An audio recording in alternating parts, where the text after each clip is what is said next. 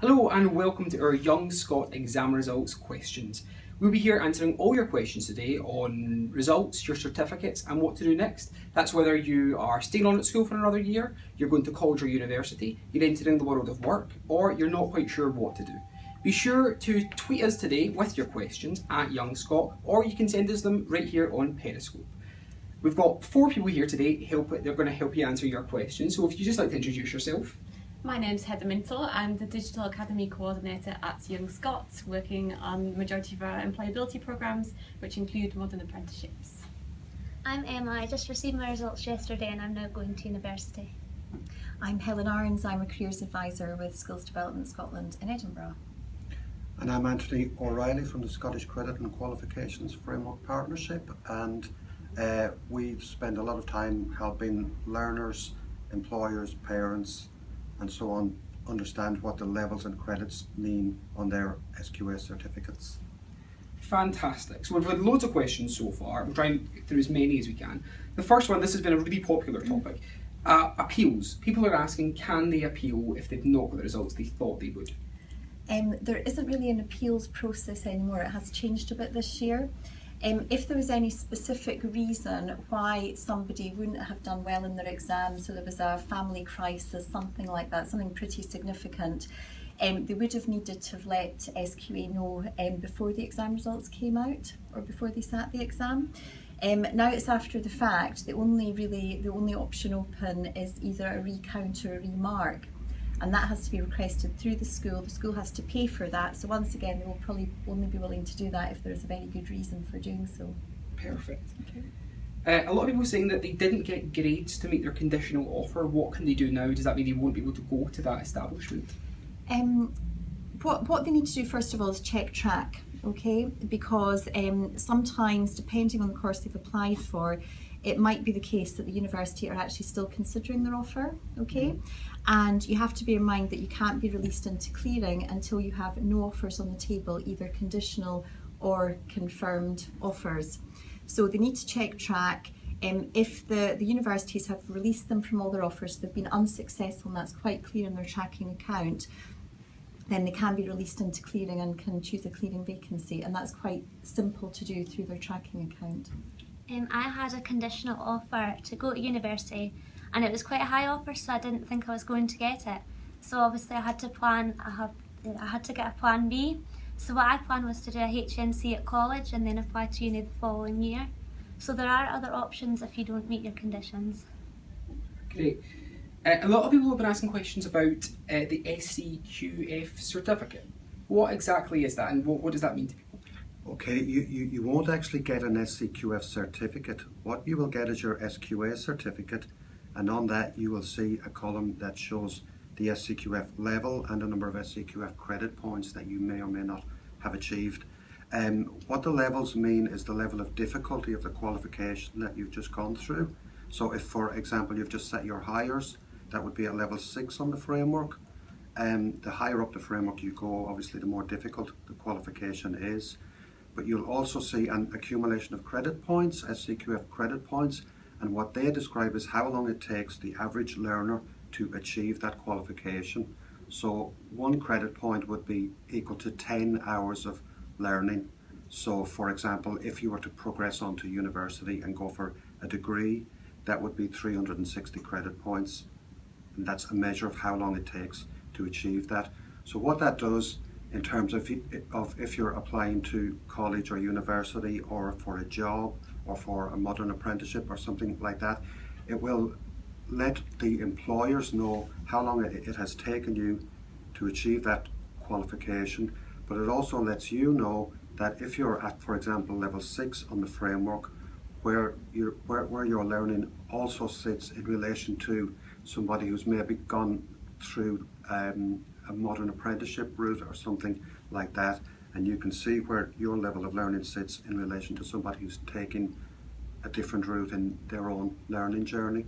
So one of the things that the SQF does is it sort of helps you to plot your learning journey.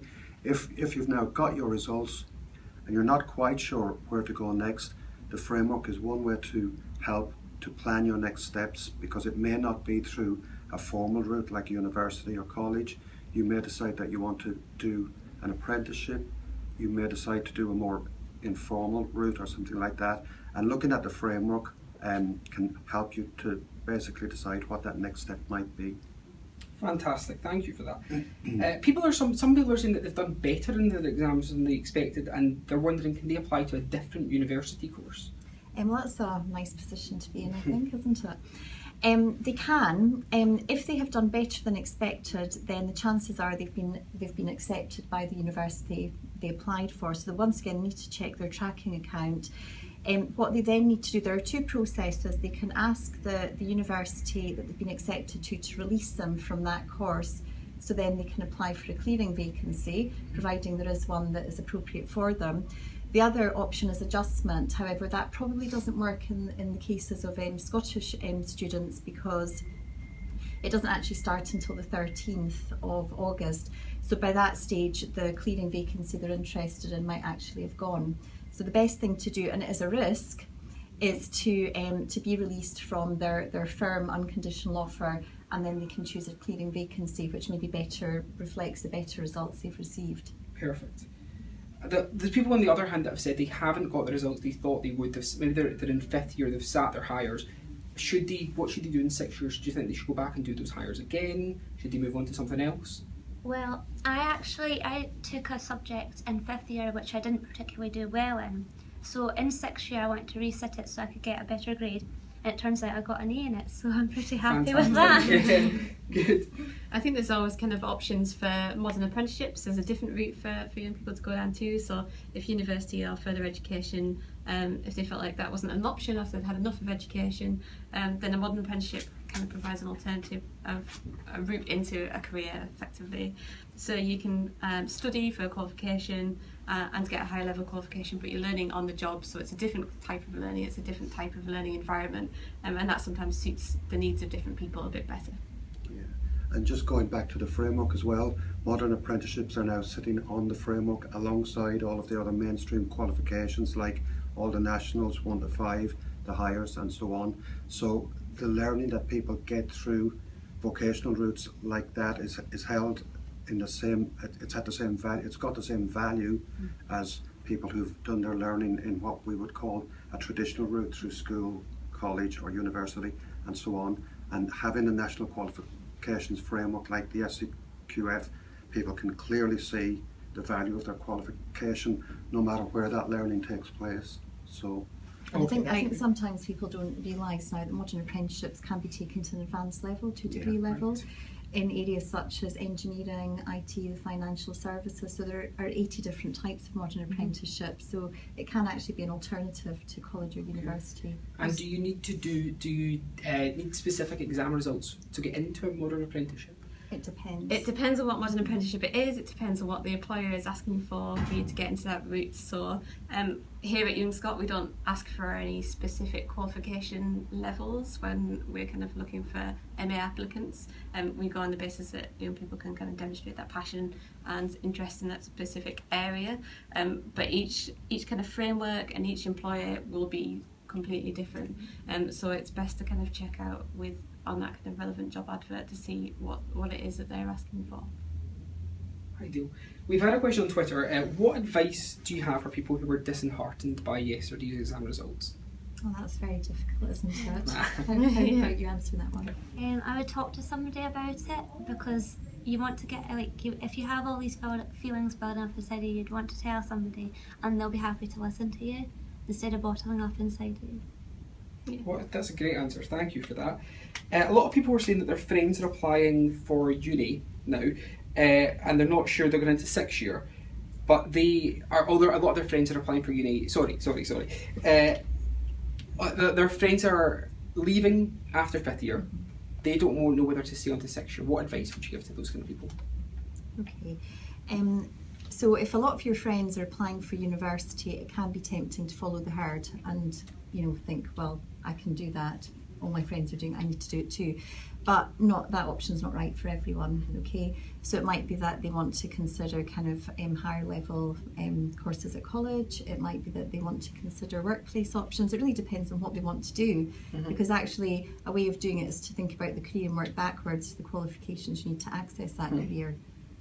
Yeah. So I think again you're right. If people have an idea of where they want to be at the end of the journey, they can again use the framework itself to help plan that, because it may be that they decide, okay, I didn't get my university place, so maybe I'll go to college and do a HNC or something like that, and it may be then that I can do a HNC, then a HND in college, and then transfer into university. If I look at the framework and plot my journey that way, a lot of institutions now are now using different articulation routes, they're called, that young people may or not be aware of, but more and more different colleges and institutions are working in partnership, and because they have the levels on the framework to look at and to work from, they're using different ways to be able to eventually get onto a degree course, either at first year or second year, or even straight onto the third year of a degree programme. I think the advice of the panel has been fantastic in that respect, and I couldn't agree more with kind of different options and everything that are available to young people now. And thinking kind of work-based qualifications as well, employers are really valuing kind of alternative routes now into, and they're seeing the value of modern apprenticeships more and more as they're becoming a more popular option. So whereas people used to regard them as kind of, you only were doing a modern apprenticeship in kind of building or plumbing or something like that, they're now becoming available across a whole range of different industries. So everything from the kind of creative sector, so at Young Scott we offer digital apprenticeships, everything through to kind of backstage theatre technician work you can get through a modern apprenticeship now. So there's lots of other a variety of different options that aren't kind of the traditionally thought of routes, and people should think a bit more widely about those kind of other options as well. Perfect. We've also got a question in about gap years. So could maybe someone talk us, are there benefits to a gap year? Are there drawbacks? I think a gap year is a good idea. I mean, I suppose we now call them personal development years. Okay. I think a good idea if there is a very good reason for doing that, and if it's very, very well planned, so you're packing a lot into that period of time. If you have a deferred place, which means you've applied for university, they've accepted you, but they've said that you don't have to start to the next again academic year, then maybe you've got a little bit of leeway there. But if you haven't applied, the university are going to be wanting to ask about what you've done, why you've done it. It's quite easy to think, right, I'm going to take out a gap year, have great plans in your head, and actually just end up drifting and not doing very much for 6 or 7 months of that gap year. So I think it's only a good idea if it's very well planned. So you're going abroad, you're maybe doing teaching English as a foreign language, you're kind of building a hospital in Africa. I don't know, maybe not that ambitious, but the employment, volunteering, work experience, that kind of thing. Yeah. And again, there are lots of things on the National Qualifications Framework that people can get credit and levels for through sort of wider achievement, because the framework doesn't just recognise the kinds of qualifications you would get in school and college, university. There are lots and lots of qualifications on the framework, like ASDAN certificates and volunteering skills. We've got qualifications on there from people like the Boys Brigade, all kinds of things. And a lot of young people might not realise that some of the things that they've done on a voluntary basis or outside of the school environment will count towards credit points that they will have achieved. And it's worth kind of looking on the SCQF database. If people go onto the SCQF website and look on the database and just do a search, they may be pleasantly surprised to find that something that they've done, they've inadvertently accumulated some more credit points. I think a good tip for me is if you're going to take a gap year and if you've got these fantastic things planned out, then make a record of them and make a diary, or try and get some feedback and references from employers. If you've done some volunteering, then make sure you kind of keep in touch with those people and network with people as well, because sometimes the people that you meet in kind of voluntary jobs end up being a really great connection later on, and you might need them for university studies, or you might need them as a potential future referee for an employer. So all these kind of great things that you do, remember them, because sometimes it's really easy to kind of do loads of stuff and then you can look back and you think, oh, actually, what did I do for the last 3 months? But if you start making a note of them, you write them all down, and you see all the fantastic skills you've learned as well, and it really helps you to make the most of that experience. And a way to kind of organise it is the way Schools Development Scotland works now is looking at self-strengths, horizons and networks. So what have you learned about yourself? What kind of strengths have you picked up? how has it widened your horizons and experience, and also the networking aspect, who, you know, kind of who's going to be useful to you in the future. Okay, great. We've only got time for one more question, and it's just from someone who says they feel like they've let their parents down with their results. What do you think they can do? Oh, That's a difficult It's a hard thing, isn't it? Well, your parents will be happy with whatever you want to do. It's your decision in the end, and if your parents are angry or upset with how you've done, just tell them that you've done your best, and they'll be happy with you for that. There's also the exam results helpline, so that started. The lines opened at 8 a.m. yesterday morning, and they close at 5 p.m. on Wednesday the 12th of August. So the number, I think, is behind us. It's 0808 100 8000. So if anybody has any questions around exam results, or, you know, struggling, you know, with their plans, what am I going to do now, panicking, maybe it's about how they've disappointed their parents, I don't know, any questions around exam results or what they're going to do next, please call the exam results helpline. There are experienced careers advisors on the end of the phone who will talk through the situation, because we take a very kind of person-centred approach to working with young people, and we'll give you great advice about your next steps. There's also a nice, very short video clip on the SCQF website that explains when you get your SQS certificate through the post. It just explains what's on the certificate, what all the different things mean, and so on. So if people go on to www.scqf.org, and you'll see on, probably, I think it's on the home page, you'll see a little video clip there. It's less than 2 minutes long, but it's a nice, easy to understand what your certificate means for you. I think my final piece of advice would be not to panic about your parents. Sometimes it's easy to think that people think the worst of a situation, but they don't actually think it's as bad as all that. It might just seem like that at the time. And so probably one of the worst things that I did in my kind of career and subject choices was thinking about subjects that my parents wanted me to go on to study, and that wasn't really ideally suited to me. So, but I only realised later, after my parents had already kind of, that I thought that that's what they wanted me to do, but in reality, they just wanted me to be happy and to do what I wanted to do.